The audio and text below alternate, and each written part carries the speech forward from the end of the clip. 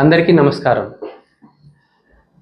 Trump మొదట్లో this is none of our business అని చెప్పాడు. కానీ తర్వాత అటు సైడ్ ఇటు సైడ్ మీడియేషన్ చేసి వారికి ఫుల్ స్టాప్ పెట్టాడు. దానికి వేరే కారణాలు ఏవేవో చెప్తున్నారు. ట్రేడ్ టారిఫ్ వేస్తామని బెదిరించబోయాడని. ఏదైనా కానీ ట్రంప్ మీడియేషన్ వల్ల ఈ వార్ ఆగింది. కానీ నన్నైతే చాలా డిసప్పాయింట్ చేసింది. ఎందుకంటే ఇజ్రాయెల్ గాజాని ఎలా డిస్ట్రాయ్ చేసిందో మన ఇండియా పాకిస్తాన్ని అలా డిస్ట్రాయ్ చేస్తుందని నేను కలలుగన్నాను. అలా జరిగింది కూడా. వార్ జరిగిన 1-2 రోజుల్లో ప్రతిరోజు మనం చూస్తూనే ఉన్నాం.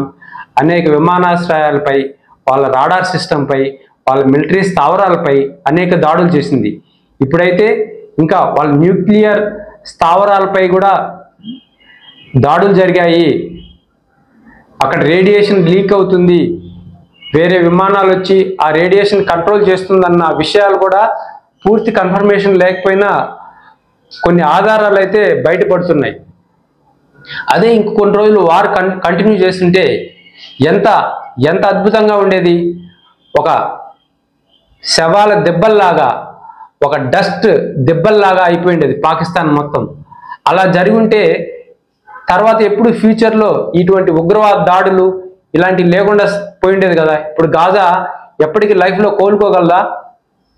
అలాగే పాకిస్తాన్ దెబ్బతీయడానికి ఈ ట్రంప్ చాలా అడ్డంకి అయిపోయాడు.